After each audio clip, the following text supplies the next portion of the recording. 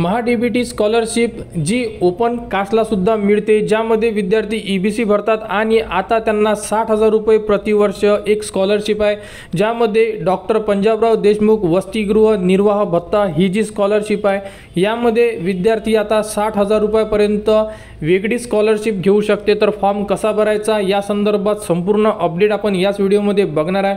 तर सर्वप्रथम विद्यार्थ्यांनी साईडवर या ही जी स्कॉलरशिप आहे ही scholarship first year, second year, third year आणि फोर्थ इयर कोणत्याही वर्षाला तुम्ही शिकत असाल तर तुम्हाला या योजनेचा लाभ घेता येणार आहे। तर सर्वप्रथम विद्यार्थ्यांना महा-डी-बी-टी स्कॉलरशिपची जी साईट आहे या साईटवर यावं लागेल। साईट तुम्हाला व्हिडिओच्या डिस्क्रिप्शनमध्ये दिलेली आहे। तर सर्वप्रथम साईटवर या। साईटवर आल्यानंतर बघू शकता आपल्याकडे दोन ऑप्शन दिलेले आहेत, ज्यामध्ये विद्यार्थी न्यू रजिस्ट्रेशन करू शकते किंवा ॲप्लिकंट लॉग इन। तर या अगोदर जर विद्यार्थ्यांनी अकाउंट क्रिएट केलेले असेल महा-डी-बी-टी या साईटवर तर विद्यार्थ्यांना लॉग इन करावं लागेल आणि लॉग इन करण्यासाठी लागणार आहे ID आणि पासवर्ड।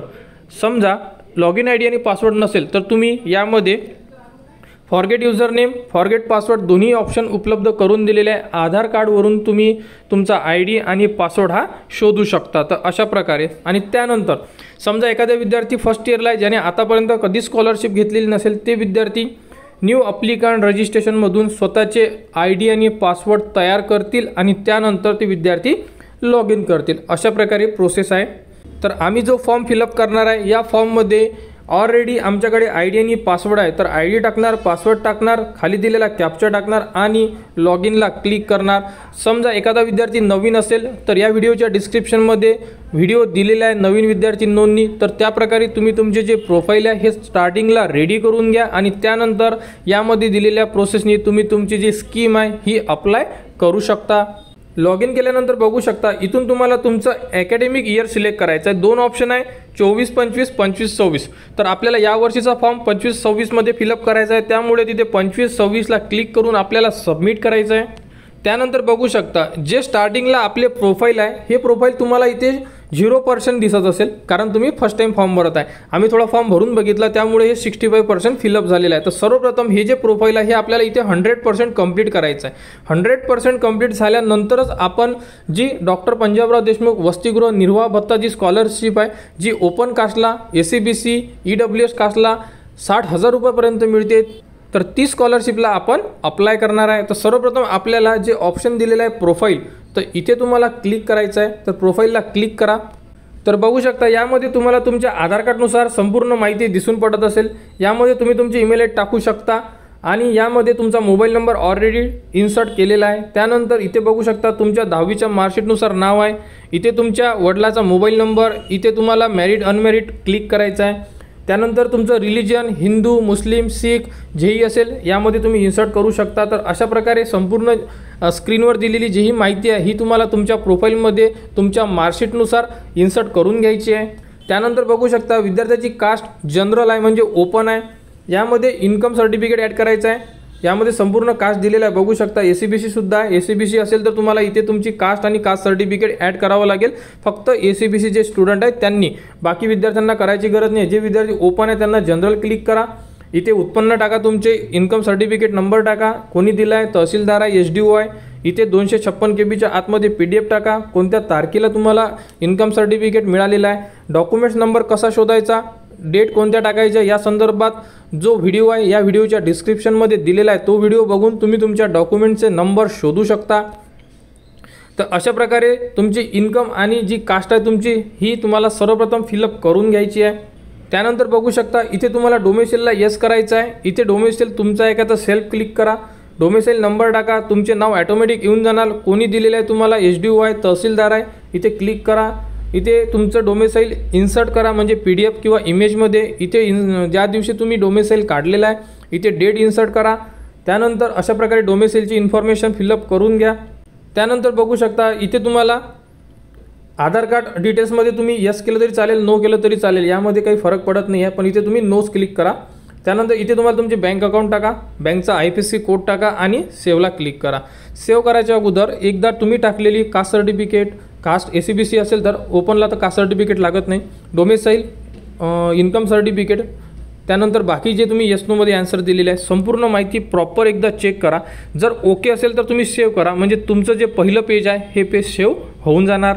त्यानंतर बघू शकता की तुम्हाला तुमच्या आधार कार्डनुसार पहिला जो ॲड्रेस आहे हा आलेला आहे। त्यामध्ये सेकंडमध्ये कसं आहे की तुम्ही ॲड्रेस टाकू शकता, जर तुमचा दुसरा ॲड्रेस असेल तर टाकू शकता, किंवा तिथे येसचं ऑप्शन आहे, तिथं जर तुम्ही येस केलं तर वरते जो ॲड्रेस आहे तो ॲटोमॅटिकली तुमचा खाली ॲड्रेस येऊन जाणार, म्हणजे तुम्हाला ॲड्रेस दुसरा टाकायची गरज पडणार नाही। तर अशा प्रकारे ॲड्रेसचं जे पेज आहे हे फिलअप करून घ्या आणि त्यानंतर सेव्हला क्लिक करा। सेव्ह झाल्यानंतर आपलं हे सुद्धा पेज सेव्ह होऊन जाणार। तर यामध्ये तुम्हाला तुमच्या पॅरेंट्सची डिटेल द्यायची आहे। बघू शकता इथे तुमच्या वडिलाचे नाव, इथे तुमच्या आईचे नाव, वडील काय करतात, ॲग्रिकल्चर आहे, लेबर आहे किंवा XYZ जेही असेल ते तुम्ही इथे इन्सर्ट करू शकता। त्यानंतर आई काय करते, हाऊसवाईफ आहे, नोकरीवर आहे, लेबर आहे, काही टाकू शकता तुम्ही।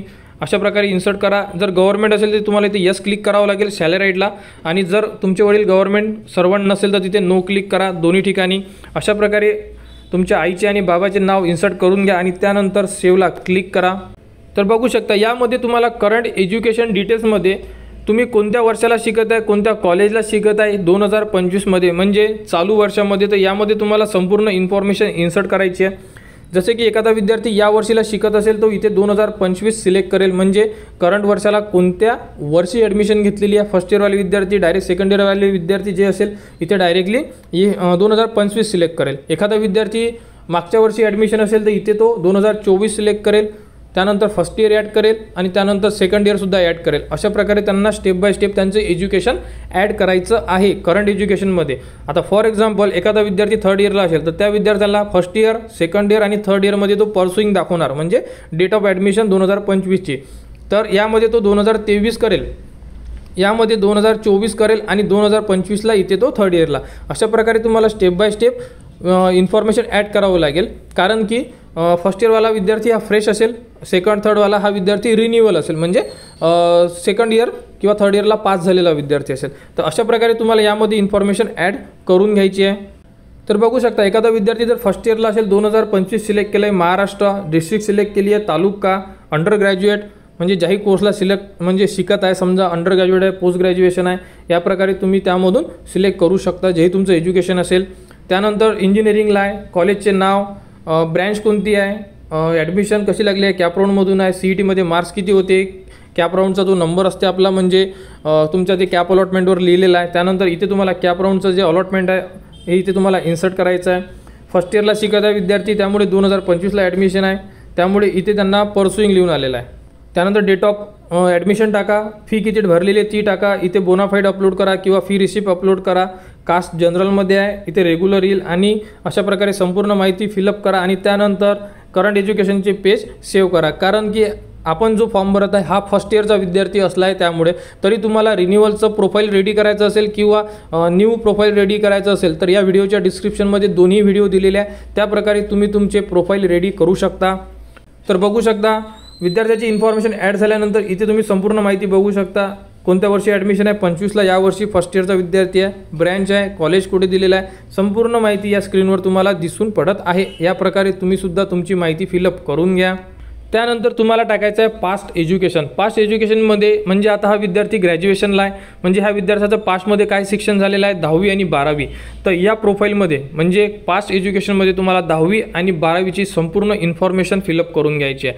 तर यामध्ये जशा प्रकारे विचारण्यात येणार त्याच प्रकारे तुम्हाला यामध्ये ॲन्सर द्यायचे आहे। तर बघू शकता इथे तुम्हाला कोर्स लेवल 10वी असेल 10वी टाका, 12वी असेल 12वी टाका, कुठून केलं आहे महाराष्ट्र, तालुका जिल्हा सिलेक्ट करा, युनिव्हर्सिटी किंवा जेही बोर्ड आहे ते सिलेक्ट करा, रेग्युलर मोड आहे, कोणत्या वर्षी ॲडमिशन घेतलेली आहे ती ॲडमिशन सिलेक्ट करा, कोणत्या वर्षी ॲडमिशन आणि कोणत्या वर्षी पास आहे, सीट नंबर टाका, इथून तुम्हाला फेब्रुवारी मार्च किंवा ऑक्टोबरची एक्झाम दिली ते टाका, किती मार्क्स मिळाले ते मार्क्स टाका आणि इथून तुम्ही व्हॅलिडेट करा। व्हॅलिडेट केल्यानंतर तुम्हाला जेही आपलं बोर्ड आहे त्या बोर्डमधून तुम्हाला तुमची मार्कशीट दिसून पडेल। मार्कशीट दिसली म्हणजे तुम्ही टाकलेली इन्फॉर्मेशन बरोबर आहे असं आपण म्हणू शकतो। आणि CBSE बोर्डची मार्कशीट तुम्हाला दिसणार नाही, ती तुम्हाला अपलोड करावी लागेल। स्टेट बोर्ड म्हणजे महाराष्ट्र स्टेट बोर्डमधील जेवढे विद्यार्थी शिकत असेल त्यांना 10वीची मार्कशीटसुद्धा भेटून जाईल, इथे अपलोड करायचं काम नाही आपल्याला, व्हॅलिडेटमध्ये डायरेक्टली मार्कशीट भेटेल आणि 12वीच्या विद्यार्थ्यांनासुद्धा डायरेक्टली मार्कशीट भेटेल। तर अशा प्रकारे या प्रोफाईलमध्ये दिलेली संपूर्ण इन्फॉर्मेशन स्टेप बाय स्टेप टाका, तुमची मार्कशीट तुम्हाला दिसेल आणि त्यानंतर सेव्हला क्लिक करा, म्हणजे तुमचे पास्ट एज्युकेशनची 10वी आणि 12वी ही तुम्हाला ॲड करायची आहे, किंवा या व्यतिरिक्त अजून कोणत्या विद्यार्थ्यांनी डिप्लोमा वगैरे केला असेल, ITI केला असेल, तर तुम्हाला तीसुद्धा इन्फॉर्मेशन यामध्ये ॲड करायची आहे. डॉक्युमेंट जर तुम्हाला इथून व्हॅलिडेट झाले नाही तर तुम्हाला तुमच्या जवळची PDF स्वरूपामध्ये जेही डॉक्युमेंट्स आहेत ते तुम्हाला इथे अपलोड करावे लागेल. तर अशा प्रकारे पास एज्युकेशनची माहिती पूर्ण फिलअप करून घ्या आणि त्यानंतर सेव्ह अँड नेक्स्टला क्लिक करा. आणि तुम्ही बघू शकता जशी 10वी ॲड झालेली आहे, सर्वात खाली तुम्ही इन्फॉर्मेशन बघू शकता. त्याच प्रकारे तुम्हाला 12वी सुद्धा ॲड करून घ्यायची आहे आणि एज्युकेशन जर एक्स्ट्रा केलं असेल तर ते सुद्धा तुम्ही ॲड करू शकता. तर नेक्स्ट स्टेपमध्ये आला आहे, तुम्ही हॉस्टेलला राहत आहे किंवा डे स्कॉलर. डे स्कॉलर म्हणजे जे विद्यार्थी घरी राहत आहे त्यांना म्हटलं जाते. हॉस्टेलर म्हणजे जे विद्यार्थी भाड्याने राहत आहेत त्यांना म्हटलं जाते. तर आपल्याला डॉक्टर पंजाबराव देशमुख वसतिगृह निर्वाह भत्ता या स्कॉलरशिपसाठी जर तुम्हाला प्रोफाईलमध्ये तुम्ही हॉस्टेलर सिलेक्ट करावंच लागेल. जे विद्यार्थी हॉस्टेलर सिलेक्ट करणार नाही ते विद्यार्थी स्कॉलरशिपचा फॉर्म भरू शकत नाही आहे. क्लिअर आहे 100%. यामध्ये तुम्हाला हॉस्टेलरमध्ये गव्हर्नमेंट हॉस्टेल आहे, नॉन गव्हर्नमेंट आहे, पेईंग गेस्ट आहे, रेंटेड हाऊस आहे. जेही असेल तुम्ही यामध्ये सिलेक्ट करा. फक्त गव्हर्नमेंट हॉस्टेलला ही स्कॉलरशिप मिळत नाही हे लक्षात असू द्या. त्यामुळे प्रायव्हेट हॉस्टेल चालते, पेईंग गेस्ट चालेल, रेंटेड हाऊस पण चालेल. त्यानंतर यामध्ये तुम्हाला संपूर्ण माहिती जशी जशी विचारली आहे ती फिलअप करून घ्या. जसं की तुमच्या हॉस्टेलचं नाव नसेल तर तुम्ही घरमालकाचे नाव आणि त्याच्यासमोर हाऊस लिहू शकता, त्यांचा ॲड्रेस, पिनकोड, ॲडमिशन डेट, जे तुम्ही तुमचं जे नोटरी बनवलेली आहे त्यामध्ये तुम्ही ॲडमिशन डेट लिहिलेली असेल किंवा ज्या वर्षाला तुमची ॲडमिशन झालेली आहे तीच डेट तुम्हाला इथे टाकावं लागेल. परंतु तुमच्या नोटरी जे बनवलेली आहे तुम्ही त्या नोटरीवर सुद्धा तुम्हाला डेट लागेल.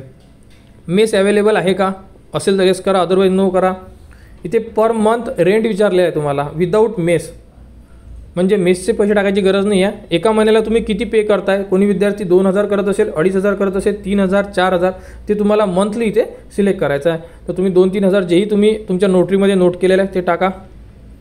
इथे तुम्हाला वार्डनकडून कोणतं लेटर मिळालं असेल किंवा तुम्ही जे नोटरी बनवली असेल, रेंट ॲग्रीमेंट बनवलं असेल, जेही तुम्ही सर्टिफिकेट बनवलं असेल ॲज पर तुमच्या कॉलेजच्या रूलनुसार, कारण तुम्ही याबद्दलची इन्फॉर्मेशन अगोदर कॉलेजकडून सुद्धा घ्या की तुम्हाला सर डॉक्युमेंट्स कोणते लागणार रेंटसाठी, तर ते तुम्हाला सांगतील त्याप्रकारे तुम्ही डॉक्युमेंट्स बनवा. परंतु आम्ही जे फॉर्म फिलअप करतो आहे विद्यार्थ्यांचे त्यामध्ये आम्ही नोटरी स्वरूपामध्ये त्यांचं रेंट ॲग्रीमेंट म्हणजे 11 महिन्याचा करारनामा जो असतो त्याप्रकारे बनवून घेतो आहे आणि विद्यार्थ्यांचे फॉर्मसुद्धा अप्रूव्ह होत आहे आणि त्यांना स्कॉलरशिपसुद्धा येत आहे. तर अशा प्रकारे तुम्हाला हॉस्टेलर सिलेक्ट करावं लागेल. संपूर्ण माहिती त्याप्रकारे फिलअप करावी लागेल. हॉस्टेलचं लेटर किंवा तुम्हाला जेही तुम्ही नोटरी बनवली आहे ते तुम्हाला टाकावीच लागेल. कारण की जोपर्यंत प्रोफाईलमध्ये हॉस्टेलर सिलेक्ट करणार नाही तोपर्यंत आपल्याला डॉक्टर पंजाबराव देशमुख वसतिगृह निर्वाह भत्ता हा फॉर्म ओपन होणार नाही. यामध्ये कोणाला कुठेही डाऊट्स असेल तुम्ही कमेंट्स करा, कमेंट्सवर तुम्हाला माहिती दिली जाणार. तर अशा प्रकारे तुम्ही तुमचे 100% प्रोफाईल अगोदर रेडी करा. जर तुमचे 100% प्रोफाईल रेडी असेल तर एकदा प्रोफाईल परत चेक करून घ्या की आपण बनवलेले प्रोफाईल हे ओके आहे का. जर तुमचे ओके असेल तर आता करणार आपण स्कीमला अप्लाय, म्हणजे जी स्कॉलरशिप आपल्याला भरायची आहे त्या स्कॉलरशिपसाठी आपण अप्लाय. तर बघू शकता आपले जे प्रोफाईल आहे 100% रेडी झालेले आहे. म्हणजे आता आपण करणार आहे स्कीमला अप्लाय. तर पोस्ट मॅट्रिक स्कॉलरशिपला अप्लाय करा.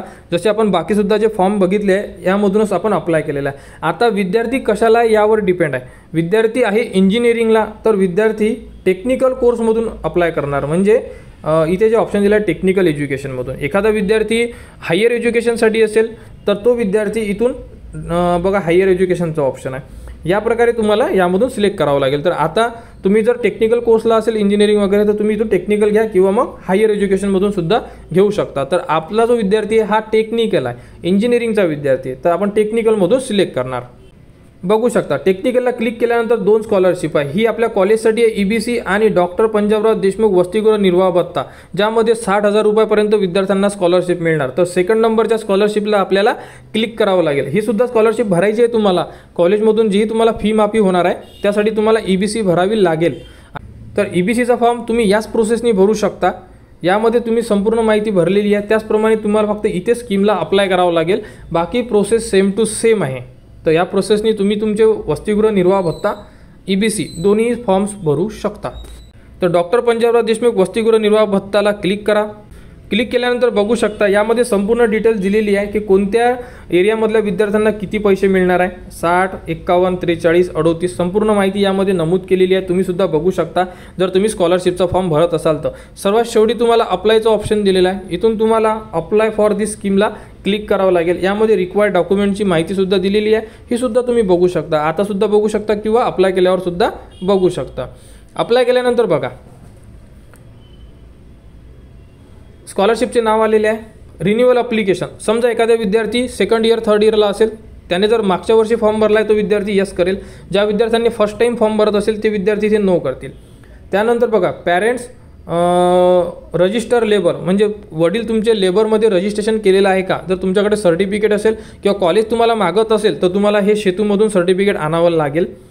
त्याचनंतर युअर पॅरेंट्स अल्पभूधारक शेतकरी, हे सुद्धा सर्टिफिकेट तुम्ही सेतूमधून आणू शकता. यामधून तुम्ही हे चेक करा की तुम्हाला कॉलेजची रिक्वायरमेंट काय आहे, कॉलेज काय मागत आहे. अशा प्रकारे तुम्हाला सर्टिफिकेट द्यावं लागेल जर तुम्हाला कॉलेज मागत असेल तर. जर नसेल मागत तर तुम्ही तिन्ही ठिकाणी नो करा. रिन्यूमध्ये फक्त जे विद्यार्थ्यांनी भरला असेल ते विद्यार्थी यस करतील, ज्यांनी भरलेला नाही आहे ते विद्यार्थी नो करतील. अशा प्रकारे. त्यानंतर इथे तुम्हाला एक डिक्लेरेशन फॉर्म द्यायचा आहे. तर त्यानंतर इथे तुम्हाला जे तुम्ही लेटर हॉस्टेलचं नोटरी बनवलेलं आहे, जे आपण पहिल्या फॉर्ममध्ये इन्सर्ट केलेलं आहे, तेच डिक्लेरेशन फॉर्म किंवा नोटरी फॉर्म तुम्हाला इथे अपलोड करायचा आहे. म्हणजे परत आपण प्रोफाईलमध्ये सुद्धा अपलोड केलेला आहे आणि इथे सुद्धा आपल्याला अपलोड करायचं आहे. त्यानंतर फॅमिलीमधून बेनिफिशरी किती आहे तर इथे एक क्लिक करा. त्यानंतर इथे तुम्हाला एक डिक्लेरेशन फॉर्म आहे ज्यामध्ये नमूद केल्या जाते, वडिलांची सिग्नेचर वगैरे असते, जो आपण दरवर्षी भरतो किंवा तुम्हाला हा फॉर्म नेक्स्ट व्हिडिओमध्ये आपण सुद्धा दाखवण्यात येणार. तो फॉर्म भरून तुम्हाला इथे अपलोड करायचा आहे. तुमची सीट जे भेटली आहे तुम्हाला, म्हणजे तुमचा नंबर जो लागलेला आहे तो EWSमधून लागलेला आहे का, असेल तर यस करा, अदरवाईज नो करा.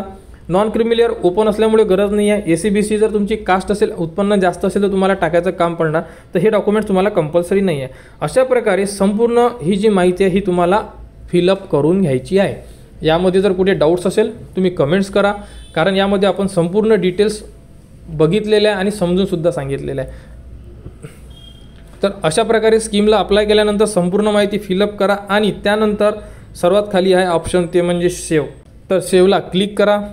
सेव्हला क्लिक केल्यानंतर तुमच्यासमोर संपूर्ण प्रोफाईल दिसून पडेल. त्यामध्ये दिलेली संपूर्ण इन्फॉर्मेशन प्रॉपर एकदा चेक करा.